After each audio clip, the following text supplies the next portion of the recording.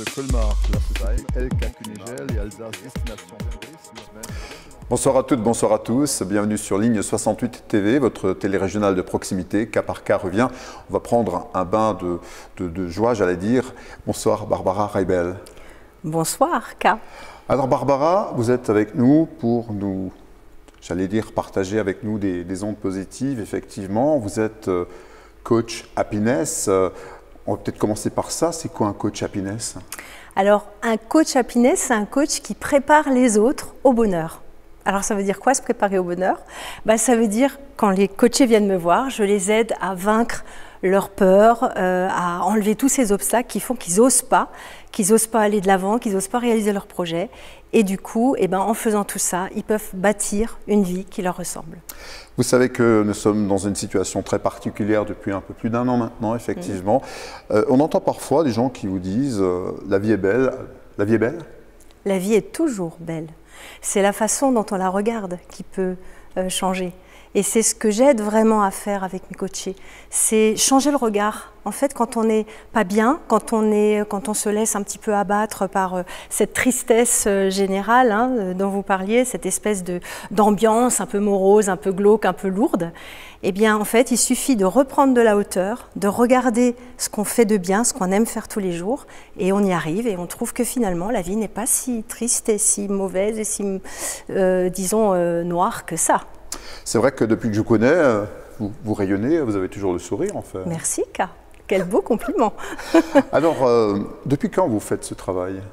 Alors, je suis coach professionnel de vie depuis à peu près 3 ans, on va dire diplômée, mais je suis dans le développement personnel depuis plus de 20 ans. J'ai suivi beaucoup de stages, j'ai lu énormément de livres. C'est d'ailleurs à cause de toutes ces lectures de développement personnel que j'ai décidé d'ouvrir mon premier blog qui s'appelle En un mot, que j'ai ouvert en 2012 et qui fait les résumés de ces livres de développement personnel parce que je trouvais qu'il fallait qu'on en parle, qu'il fallait que les gens se les approprient parce que c'est une mine, pour moi c'est des trésors. Tout ce qu'on apprend dans les bouquins. Alors justement, et tout ce qu'on apprend sur les personnes en 20 ans, effectivement, d'analyse, de personnalité, chaque personne est différente. Tout à fait. Tout à fait. Mais vous savez, le coaching, beaucoup de gens pensent qu'on est un petit peu une espèce de gourou, qu'on va dire à l'autre ce qu'il doit faire, comment il doit le faire, qu'on va porter des jugements. Or, en fait, le coach est normalement en posture très humble. On appelle ça une posture basse. Donc, il est là pour écouter. Donc ma principale préoccupation quand je reçois un coaché ou une coachée, c'est de l'écouter. Et le simple fait pour la personne d'être entendue, on parlait de l'écoute active tout à l'heure, le simple fait d'être entendue, d'avoir un espèce d'écho face à elle, ça va lui permettre déjà de sortir de son limbique tous les problèmes, de s'en dépatouiller un peu, de les démêler, on va dire, et à partir de là, elle va commencer à pouvoir avancer sur son chemin de vie, mettre en place ce qui lui plaît, ce qui lui convient et ce qui va lui permettre de s'épanouir. Alors, il y a l'écoute. L'écoute active, ça veut dire qu'on est acteur de l'écoute. Absolument. C'est plus fort que l'écoute. C'est ça. On écoute par tous les sens. On écoute avec, bien sûr, les oreilles, c'est évident, mais on écoute aussi avec les yeux. Parce que là, quand vous me parlez, K, il y a beaucoup de choses que vous me dites sans me le dire. Il y a votre langage gestuel, il y a l'intonation de votre voix. Elle est modulée, elle n'est pas modulée, elle est basse, elle est haute, etc. Tout ça, ce sont des informations que nous captons en permanence. On sait aujourd'hui que 95% d'une information n'est pas communiquée par les mots, elle est communiquée par tout ce qui est autour. Et c'est pour ça que c'est très difficile en ce moment, avec toutes ces visioconférences et toutes ces choses qu'on a à distance, parce qu'on perd ce langage. On n'a plus que la voix, on perd toute la signalétique corporelle, tout ce body language, disent les Anglais, qui nous permettait à nous humains de nous raccorder à l'autre, de nous connecter, de comprendre des choses sans même qu'il ou qu'elle nous le dise. Donc voilà, l'écoute active, c'est tout ça. Et puis, c'est surtout se taire. Et ça, c'est un des plus beaux cadeaux qu'on puisse faire à quelqu'un. C'est l'écouter sans parler pendant peut-être que quelques minutes, ça ne doit pas être très long, mais l'écouter sans parler en étant simplement récepteur de ce qu'il ou elle a à nous dire. Ça, c'est un très beau cadeau. Et comme le disait le Dalai Lama, quand on écoute, on apprend. Absolument, alors que quand on parle, on ne peut que répéter ce qu'on sait déjà. Alors, depuis un an, qu'est-ce que vous avez constaté sur les sujets ou les patients ou les clients que vous traitez? Alors, le sujet qui est le plus difficile actuellement pour les gens, c'est avec cette invasion du télétravail, cette obligation du télétravail, c'est l'équilibre vie pro, vie perso qui est à mal. Ça, c'est vraiment la première demande qui m'est faite.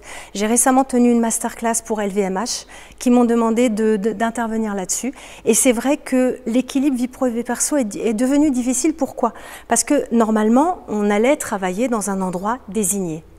Physique. Et aujourd'hui, tout est sous le même toit. Alors comment voulez-vous que votre cerveau il fasse la différence entre les moments où je travaille et les moments où je me repose? Donc c'est à nous d'éduquer le cerveau, et c'est ce que j'aide mes coachés à faire, à rééduquer leur cerveau pour bien comprendre quel va être le moment où je travaille et quel va être le moment où je me repose. Et on peut le faire même à la maison. Par-dessus le marché, récemment encore, certains ont des enfants. Oui. Alors ça rend pas les choses plus faciles, hein. Du coup, on doit partager l'espace de travail, on va dire, avec les gens qui sont là. Ça peut être nos enfants, ça peut être notre conjoint. Il m'arrive de temps en temps d'avoir des visios en conférence en même temps que mon époux qui est juste sur le bureau en face, donc c'est pas triste, hein, on doit apprendre à se réorganiser. Mais je dirais le plus difficile, le premier conseil que je donne à mes coachés, c'est de situer l'espace de travail. C'est ça le plus important. Alors moi, je suis auto-entrepreneur depuis plus de 20 ans. Donc c'est la première chose que j'ai faite. J'ai prévu un bureau dans ma maison, dans mon domicile. Mais pour les personnes qui se sont vues en télétravail du jour au lendemain et qui n'ont pas forcément choisi, c'est quand même le cas de la majorité des gens, ils se retrouvent à ne pas trop savoir comment faire. Je donne également des cours à des étudiants qui trouvent que c'est une bonne idée de travailler assis sur leur lit. Et je leur dis toujours, non, le lit n'est pas fait pour travailler. Et ça, même si vous le savez, le cerveau, il ne le sait pas. Alors, quand quelqu'un vient vous voir, combien de temps vous l'accompagnez? Alors, ça dépend vraiment de la personne. Le but du coaching, c'est l'autonomie. On recherche l'autonomie. On ne recherche pas du tout à avoir une clientèle captive, à garder les gens à un certain nombre de séances. Pour donner un ordre de grandeur quand même à ceux qui nous regardent, je dirais entre 6 et 10 séances maximum. Voilà, à peu près. Et vous changez leur vie d'une façon ou d'une autre? Alors moi, je ne change rien. C'est eux qui changent. Oui, il faut qu'ils s'impliquent quand même. Ça vient toujours, le coaching vient toujours d'une démarche de la personne. C'est elles qui doivent avoir envie de changer. Je leur propose des outils, je leur propose une écoute bienveillante, hein, donc hors jugement. C'est une écoute qui n'est pas jugement, c'est une écoute neutre. Et bien entendu, je reformule avec les questions puissantes du coaching pour que la personne avance sur son propre chemin. Et puis, quand elle estime qu'elle a obtenu ce qu'il lui fallait, elle s'en va. Parfois, les séances ne durent que 3 ou 4 fois parce qu'elle estime que c'est bon. Elle a compris, elle peut continuer le bout de chemin un peu plus loin avec quelqu'un d'autre ou sans personne. Vous êtes donc auteure, blogueuse et donc écrivaine. Hein. Qu'est-ce que vous avez écrit exactement? Alors, j'ai d'abord commencé par des livres en auto-édition. C'était les 52 nuances de vie. Donc, c'était un billet par semaine. Donc, sur les 52 semaines d'une année. J'avais commencé avec la saison 1, saison 2, saison 3. Je suis allée jusqu'à la 4.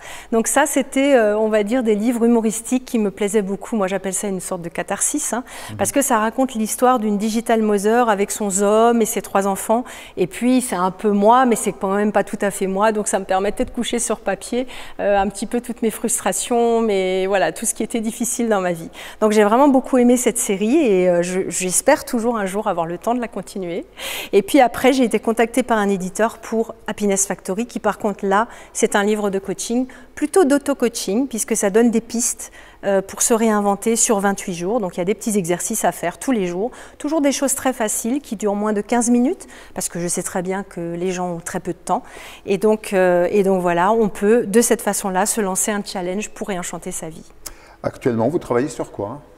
Alors actuellement, ce qui me prend beaucoup de temps, c'est les masterclass que je propose aux entreprises qui sont sur l'équilibre vie pro-vie perso. C'est vraiment la grande demande du moment.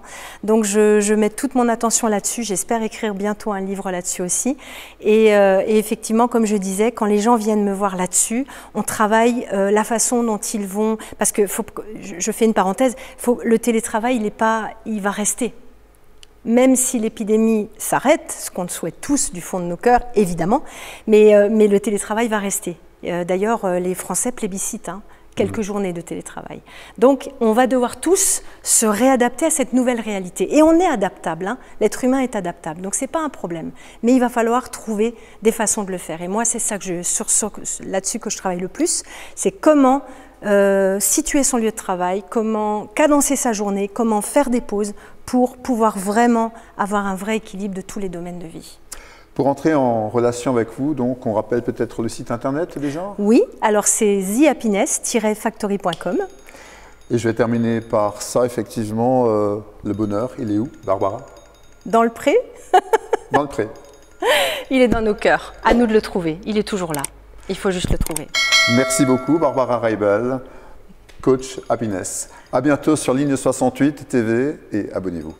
Merci, K. De Colmar, la société LK Kunigel et Alsace Destination Tourisme viennent de lancer en juin leur course Saint-Patron des rôtisseries à propos de la touché par un incendie dans la ville.